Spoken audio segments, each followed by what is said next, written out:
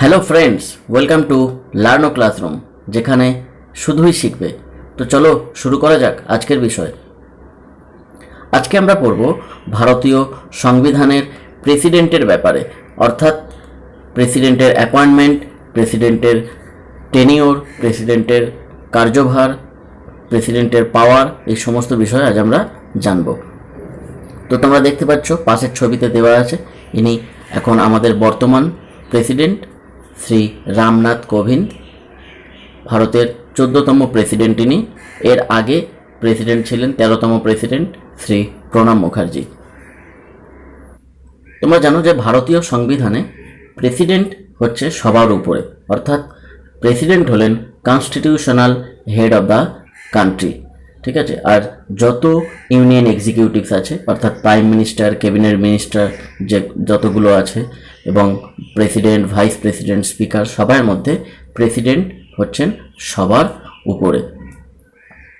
প্রেসিডেন্টের ইলেকশন কিন্তু প্রাইম মিনিস্টারদের মতো ডিরেক্ট হয় না, অর্থাৎ আমরা যেভাবে লোকসভা ইলেকশনের মাধ্যমে বিভিন্ন এমপি নির্বাচন করে থাকি, তেমনভাবেই কিন্তু আমরা প্রেসিডেন্টের ইলেকশন করি না। প্রেসিডেন্টের ইলেকশন কেমন হয়? ইনডিরেক্ট ইলেকশন, অর্থাৎ যেখানে দেশের জনগণ সরাসরি যে ইলেকশনে অংশগ্রহণ করে না। তাহলে কারা অংশগ্রহণ করে? না, একটা ইলেকটোরাল কলেজ তৈরি করা হয়, তারা অংশগ্রহণ করে। এই ইলেকটোরাল কলেজে থাকে কারা? এমপি, যাদেরকে আমরা লোকসভা নির্বাচনের মাধ্যমে নির্বাচন করি। এছাড়াও আছে এমএলএ। এই যে রাজ্যের, প্রত্যেকটা রাজ্যের এমএলএ বা সেন্ট্রালের পার্লামেন্টে যত এমপি আছে, তারা প্রত্যেকে ভোট দিয়ে ইনডিরেক্টলি নির্বাচন করেন প্রেসিডেন্টকে, ঠিক আছে। তো এই এমএলএ এমপিদের নিয়েই তৈরি করা হয় ইলেকটোরাল কলেজ। কে প্রেসিডেন্ট হতে পারে? দেখো, প্রেসিডেন্ট হওয়া কত সোজা। প্রেসিডেন্ট হতে গেলে এজ হতে হবে 35 ইয়ার্স মিনিমাম, এবং যে ব্যক্তি প্রেসিডেন্ট হওয়ার পদে জন্য নমিনেশন দেবে, তিনি কোনো প্রফিটেবল অর্গানাইজেশনের কোনো পোস্টে থাকবেন না। কোনো প্রফিটেবল অর্গানাইজেশনের পোস্টে থাকবেন না, সেটা যে কোনো গভর্নমেন্ট, লোকাল অথরিটি, যে কোনো হতে পারে। তাহলেই সে প্রেসিডেন্ট হতে পারবে। প্রেসিডেন্টের টার্ম কতদিন হয়? কতদিনের জন্য প্রেসিডেন্ট থাকতে পারে? 5 বছর। 5 বছরের বেশি প্রেসিডেন্ট থাকতে পারে না। আবার তার ইলেকশন হয়, নতুন করে আবার নির্বাচন হয়। নতুন নির্বাচনে ওই প্রেসিডেন্টও আসতে পারে বা অন্য নতুন প্রেসিডেন্ট আসতে পারে। এখনো পর্যন্ত ভারতবর্ষের ইতিহাসে শুধুমাত্র একজন প্রেসিডেন্টই ডাবল টেনিওর ছিলেন, প্রথম president doctor Rajendra Prasad. Doctor Rajendra প্রসাদই হলেন একমাত্র প্রেসিডেন্ট যিনি ডাবল টেনিওর ছিলেন, অর্থাৎ টানা দুবারের টার্মের জন্য তিনি প্রেসিডেন্ট ছিলেন। বাকি সবাই একবারের টার্ম, অর্থাৎ 5 বছরের জন্যই প্রেসিডেন্ট হয়েছিল, ঠিক আছে। তো সব থেকে দীর্ঘস্থায়ী প্রেসিডেন্ট হলেন ডক্টর রাজেন্দ্র প্রসাদই, যিনি ভারতের প্রথম প্রেসিডেন্ট ছিলেন। প্রেসিডেন্ট যদি মনে করেন, তিনি রিজাইনও দিতে পারেন। কাকে রিজাইন দেবেন? রিজাইন লেটার দেবেন ভাইস প্রেসিডেন্টকে, ঠিক আছে। প্রেসিডেন্ট যদি কোনো আনকনস্টিটিউশনাল কাজ করে থাকে, যা কনস্টিটিউশনের ফেভারে নয়, ভায়োলেশন অফ কনস্টিটিউশন যদি হয়ে থাকে, তাহলে প্রেসিডেন্টকে দোষারোপ করবার জন্যে, ইনি যে দোষী সেটা প্রমাণ করবার জন্য তার একটা প্রক্রিয়া আছে, যাকে আমরা ইমপিচমেন্ট বলি, ঠিক আছে। তো প্রেসিডেন্টেরও ইমপিচমেন্ট হয়, সুপ্রিম কোর্টের যে জাজ তাদেরও ইমপিচমেন্ট হয়, ভাইস প্রেসিডেন্ট তাদেরও ইমপিচমেন্ট হয়। অর্থাৎ দোষারোপ করবার যে পদ্ধতি, যে তাদের দোষটা প্রমাণ করার পদ্ধতি হলো ইমপিচমেন্ট। নেক্সট দেখো কি আছে না, vacancy arises other than expiry must be filled within 9 months. যদি কোনো কারণে প্রেসিডেন্টের পদে ভ্যাকান্সি ক্রিয়েট হয়, অবশ্যই ভ্যাকান্সি ক্রিয়েট হবে কখন? যখন 5 বছর শেষ হয়ে যাবে টেনিওর, তখন নতুন প্রেসিডেন্ট চয়ন করতে হবে। তা সেই নতুন প্রেসিডেন্ট চয়ন করার টাইম লিমিট কত? 6 মান্থস। অথবা যদি কোনো কারণে প্রেসিডেন্ট রিজাইন করে দেন, তাহলেও 6 মাসের মধ্যে নতুন প্রেসিডেন্টের নির্বাচন করতে হবে। কিন্তু যদি কোনো প্রেসিডেন্ট এক্সপায়ার্ড হয়ে যান, অর্থাৎ তিনি কার্যরত অবস্থাতেই যদি এক্সপায়ার্ড হয়ে যান, অর্থাৎ তার টেনিওর এখনও আছে কিন্তু তিনি এক্সপায়ার্ড হয়ে গেছেন, মারা গেছেন, তাহলে তখন এই 6 মাসের টাইম পিরিয়ড থাকে না। নেক্সট দেখো কি বলছে, in case of mid term vacancy, কখনো কখনো মিড টার্ম ভ্যাকেন্সি ক্রিয়েট হতে পারে। ধরো প্রেসিডেন্টের হয়তো কোনো ট্রিটমেন্টের দরকার, হয়তো প্রেসিডেন্টের কিডনি ট্রান্সপ্লান্ট করতে হবে, তার জন্য হয়তো তিনি 3 মাস বা 6 মাসের জন্য থাকবেন না, যে সময় ওনার ট্রিটমেন্ট চলবে। তো সেই মুহূর্তে একটা মিড টার্ম ভ্যাকান্সি ক্রিয়েট হতে পারে, বা অন্য কোনো কারণে যদি মিড টার্ম ভ্যাকান্সি ক্রিয়েট হয়, তাহলে সেই সময় ভাইস প্রেসিডেন্ট ওই পর্যায়ে প্রেসিডেন্টের কাজটা করবেন। প্রেসিডেন্টকে কে শপথ বাক্য পাঠ করাবেন? শপথ বাক্য পাঠ করানোর দায়িত্ব হচ্ছে চিফ জাস্টিস অফ ইন্ডিয়া, অর্থাৎ সুপ্রিম কোর্টের যে চিফ জাস্টিস সিজেআই, তিনি হলেন শপথ বাক্য পাঠ করানোর জন্য দায়িত্বভারপ্রাপ্ত। ভারতবর্ষের প্রথম প্রেসিডেন্ট আমরা একটু আগেই আলোচনা করলাম, ডক্টর রাজেন্দ্র প্রসাদ। প্রথম ফিমেল প্রেসিডেন্ট যিনি হলেন প্রতিভা দেবী সিং পাটিল। ভারতবর্ষের প্রথম female president doctor Shrimati Pratibha Devi Singh Patil. The youngest, সব থেকে কম বয়সে প্রেসিডেন্ট হয়েছিল কে? Doctor N Sanjiva Reddy. Doctor N Sanjiva Reddy. Next আমরা কি দেখছি? The president is supreme commander of IAF, অর্থাৎ তোমরা দেখতে পাচ্ছ ইন্ডিয়ান এয়ারফোর্স। ইন্ডিয়ান এয়ারফোর্সের যে সুপ্রিম কমান্ডার তিনি হলেন প্রেসিডেন্ট অফ ইন্ডিয়া, বর্তমানে রাজনাথ কোবিন্দ।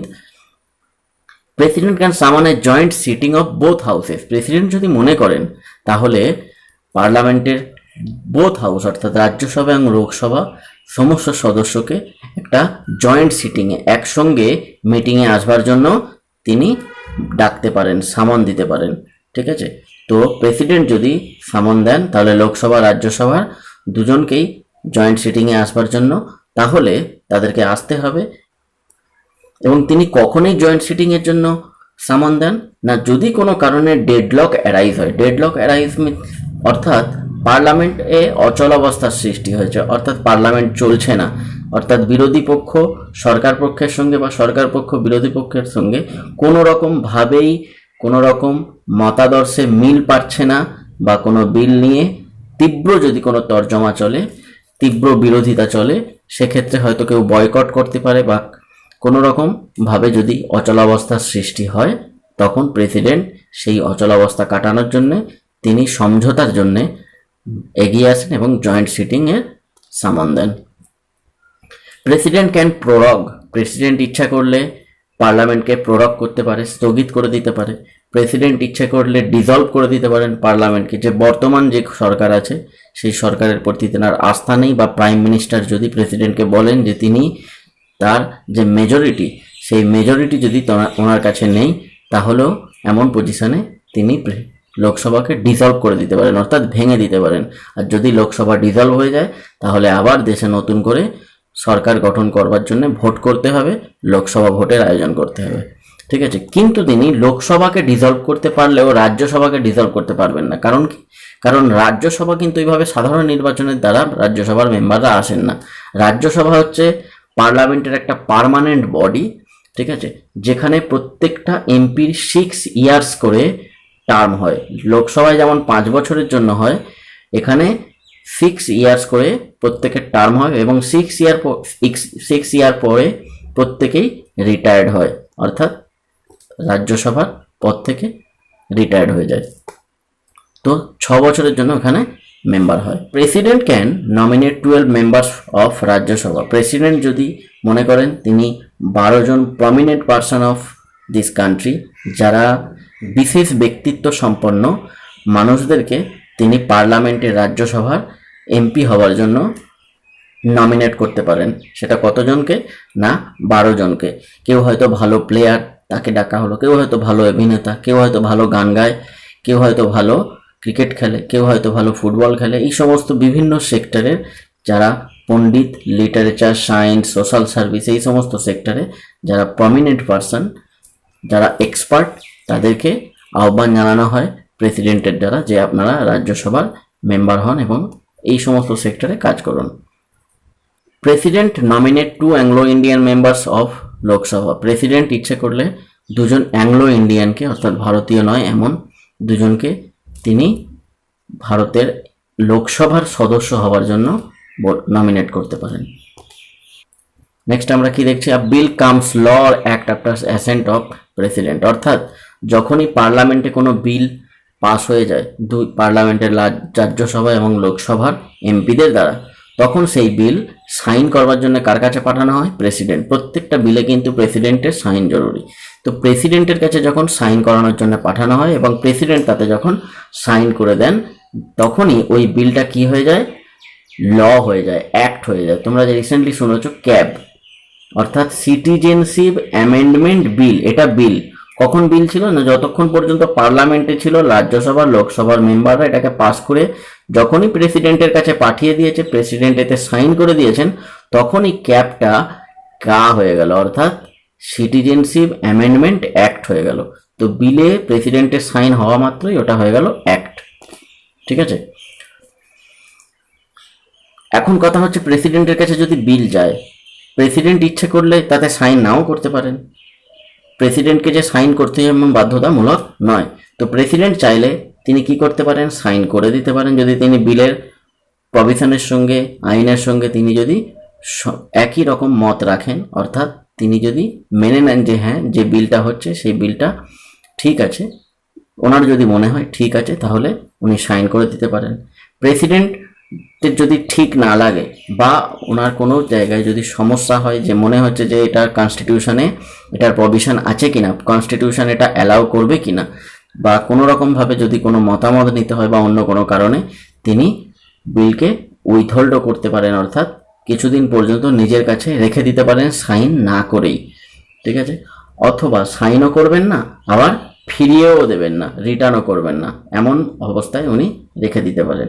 অথবা উনি যদি মনে করেন যে এই বিলটার কোনো জায়গায় পরিবর্তনের দরকার, তাহলে উনি সাজেশান দিয়ে সেটাকে রিটার্ন করতে পারেন, অথবা সাজেশান না দিয়েও রিটার্ন করে দিতে পারেন, যদি উনি মনে করেন যে বিলের সঙ্গে উনি একমত নন।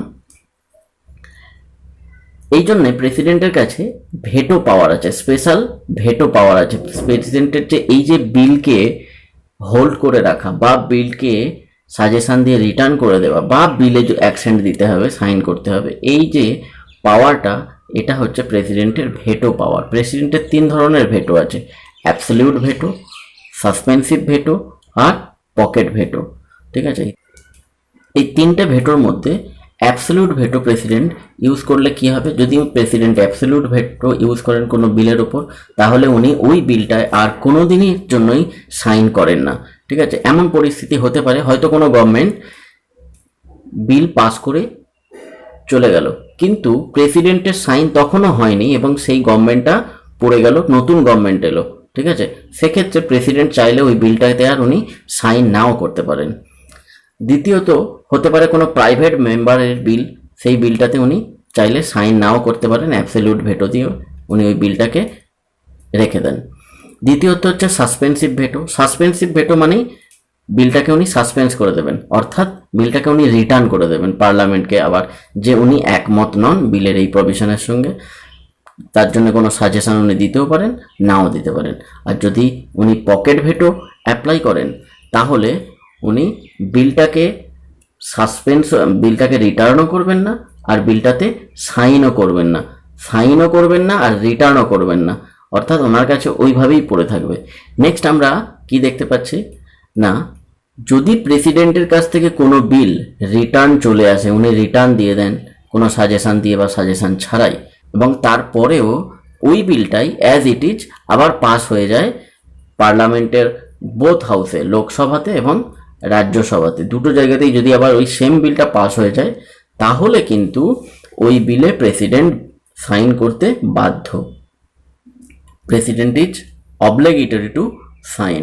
ঠিক আছে, ওই বিলটাতে উনি তখন সাইন করতে বাধ্য আন্ডার আর্টিকেল 111, 111 নম্বর আর্টিকেল অনুযায়ী প্রেসিডেন্টকে সাইন করতেই হবে এই বিলটাকে।